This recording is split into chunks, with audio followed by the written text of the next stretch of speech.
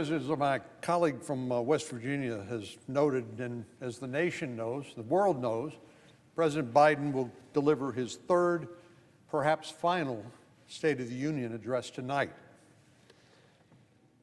Obviously, the border is a major issue confronting the nation. And I have to say that coming from Texas with a 1,200-mile common border with Mexico, Washington has just recently acknowledged, the president has just recently acknowledged something that we've known has been a problem for a long, long time, without really any help to deal with this flood of humanity and drugs across our southwestern border. I expect that President Biden will do as he always does, blame somebody else for this problem, even though he has had the same tools President Trump has had with which to deal with it from the day he stepped into the Oval Office. The American people are pretty smart, and they're pretty perceptive, and they understand that the crisis at our border is a man-made crisis, and that man is President Biden. He's opted, rather than secure the border, to issue dozens of executive orders dismantling, piece by piece, the border security protections that President Trump had put in place. Things like the Remain in Mexico policy, where people who would otherwise be released into the interior of the United States would have to remain in Mexico while their asylum claims have been determined. Under President Biden, U.S. Customs and Border Protection has encountered nearly 7 million migrants. I've heard numbers as high as 9 million. The truth is, we don't really have an accurate number because it is virtually uncontrolled. But we know that it's more than the past two administrations combined. In 3 years, President Biden has allowed more illegal migrant encounters across the border than in 12 years of President Obama's term and President Trump's. Well, you would think with President Biden, knowing he has a huge political liability, that he would seek advice from the experts. But former U.S. Border Patrol Chief Raul Ortiz said that President Biden and Vice President Harris never even spoke to him during his time in office. This is the man, the expert, who's in charge of the border for the U.S. government, and the president and the vice president didn't even speak to him. Well, because of the welcome mat that's been laid out by the Biden administration, border officials are preparing for yet another spike in the record levels of migration. The Biden administration is under fire for reports that it flew 320,000 migrants from foreign countries directly into the U.S. without vetting them first.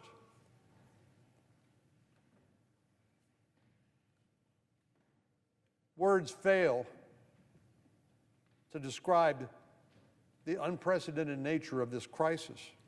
It's so bad, I keep asking myself, what's it going to take before the president wakes up?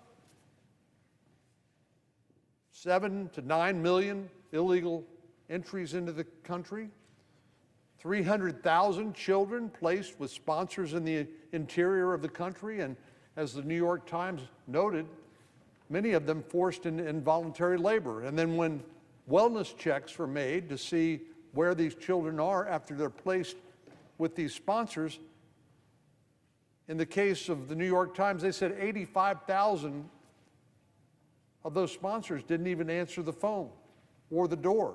So we don't know what happened to those children, those 300,000 children. And then there are the drugs that flow across the border when the Border Patrol is overwhelmed with mass numbers of migrants.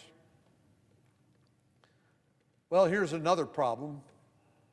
Those who are old enough to remember September the 11th, 2001, when 19 Saudi nationals flew 2 planes into the World Trade Center and crashed another one at the Pentagon. 19.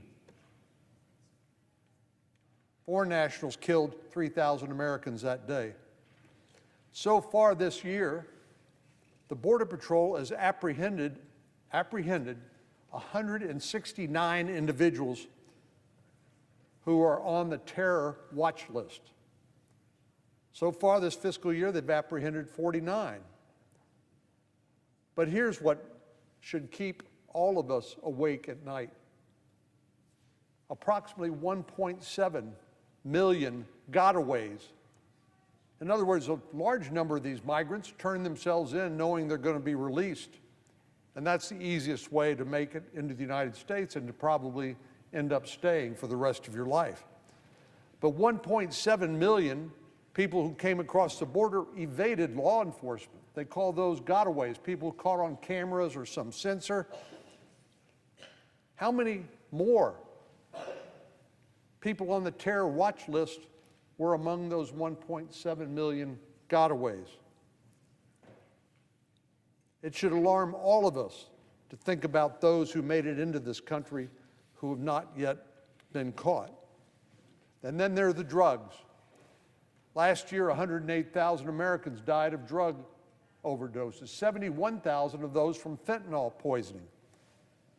Last week, the Border Patrol seized 2,800 pounds of meth, fentanyl, and heroin. Now that's great, but how many more of those drugs have made their way into the United States undetected? But that's $12 million worth of narcotics in just 1 week. And of course, who is reaping the benefits of the current border policies? It's the drug cartels. It's the human smuggling networks. They continue to get richer and richer and more powerful. Over the weekend, Border Patrol arrested 6 sexual predators who were illegally crossing the border. Again, we don't know how many more were among the gotaways I mentioned earlier. This follows a nationwide law enforcement effort last month where U.S. Immigration and Customs Enforcement apprehended 275 known sex offenders who had entered the country illegally. All this while the country continues to mourn the death of 22-year-old nursing student Laken Riley. As we all know by now, she was killed while jogging in broad daylight on the campus of the University of Georgia. Jose Antonio Ibarra, a 26-year-old Venezuelan national who entered the United States illegally and was released by the Biden administration, has been charged with her murder. This week, White House Press Secretary Cornyn Jean-Pierre has asked if President Biden plans to address Laken's death during his State of the Union speech. She said she had nothing to share on that topic. If the Biden administration had not abused the parole system, that means the catch and release by which individuals like Mr. Ibarra were simply released into the interior of the United States, Laken's death might have been prevented. But President Biden has no plans to even acknowledge her death, let alone take responsibility for it. In the last 3 years, I've spoken on the floor of the Senate about these issues more times than I can count, because Texas is on the front line, but with precious little assistance from the federal government. That's why Governor Greg Abbott has used the National Guard and the Department of Public Safety to do what the federal government should have already been doing, and that is to provide security for our borders. This is one of the most urgent catastrophes of our time. And it's a huge political liability for the president and his party, because they've been watching this catastrophe get worse and worse and worse and done next to nothing about it. We reached the breaking point a long time ago, and now every state is paying the price of President Biden's failed policies, from Texas all the way to New York. As long as the president refuses to do his job and enforce the laws already on the books, deadly drugs will continue to flow into our communities, and dangerous criminals will threaten our citizenry, and many more lives will be lost. I hope the president accepts responsibility for what's happened the last 3 years. And I hope his remarks reflect the urgency of this crisis that he created. But the truth is, I won't be holding my breath. Mr. President, I yield the